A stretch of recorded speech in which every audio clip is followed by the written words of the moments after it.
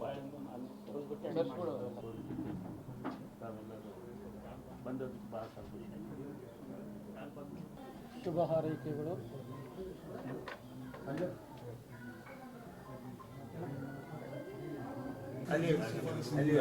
ಕಲ್ಯಾಣ ಮಾಡಿದ್ರೆ ಕಾಯಕತ್ತೆ ನಿಲ್ಸೋದಕ್ಕೆ ಯಾರು ಮನಸ್ಸಿನಾಗ ಎರಡು ಮನಸ್ಸಿನ ಕಲ್ಯಾಣ ಮಾಡಿ ನಿಲ್ಸೋದಕ್ಕೆ ಕಾಯಕತ್ತೆ ಗೌಡ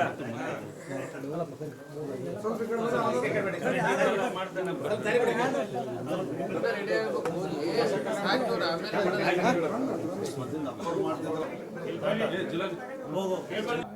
ಬಹಳಷ್ಟು ಕಾರ್ಯಕ್ರಮ ಧಾರ್ಮಿಕ ಕಾರ್ಯಕ್ರಮಗಳಿಗೆ ಯಾಕೆ ಸರ್ಕಾರ ಈ ರೀತಿಯಾದಂತಹ ಸಂಭ್ರಮಾಚರಣೆಗೆ ಬಿಡ್ತಾ ಇಲ್ಲ ಅನ್ನೋದು? ದೇಶದಲ್ಲಿ ರಾಮಮೂರ್ತಿಯ ಪ್ರತಿಷ್ಠಾಪನೆ ಸಂದರ್ಭದಲ್ಲಿ ಎಲ್ಲ ಕಡೆ ಸಾರ್ವತ್ರಿಕ ರಜೆ ಕೊಡಬೇಕು ಅನ್ನುವಂಥದ್ದು ಬಹುಜನರ ಅಪೇಕ್ಷೆ ಇರುವಂಥದ್ದು ಸಹಜ.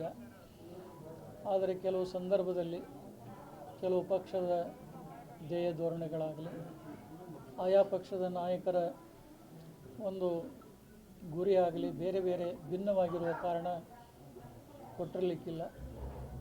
ಆದರೂ ಕೂಡ ರಾಜ್ಯದ ಮುಖ್ಯಮಂತ್ರಿಗಳು ಇನ್ನೂ ಯಾವುದೇ ನಿರ್ಣಯ ಕೈಗೊಂಡಿಲ್ಲ ಅನ್ನುವಂಥ ಮಾತನ್ನು ಇವತ್ತು ಪತ್ರಿಕೆಗಳಲ್ಲಿ ನಾವು ನೋಡಿದ್ವಿ. ಇನ್ನೂ ಸಮಯ ಇದೆ, ಸಂಜೆ ಒಳಗಾಗಿ ತಮ್ಮ ತೀರ್ಮಾನವನ್ನು ಪ್ರಕಟಿಸಬಹುದು.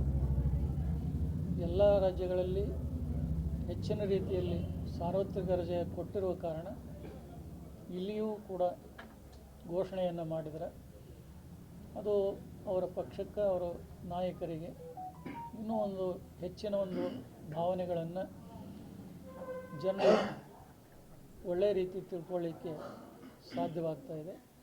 ಇಲ್ಲದೇ ಇದ್ದರೆ ಇವರು ಹಿಂದೂಗಳ ವಿರೋಧಿಗಳು ಅನ್ನುವಂಥ ಭಾವನೆ ಸಹಜವಾಗಿ ತಲೆದೋರ್ತಾ ಇದೆ. ಅದಕ್ಕೆ ರಾಜ್ಯದ ಮುಖ್ಯಮಂತ್ರಿಗಳಾಗಲಿ ಆ ಪಕ್ಷದ ನಾಯಕರಾಗಲಿ ಅವಕಾಶ ಮಾಡಬಾರ್ದು.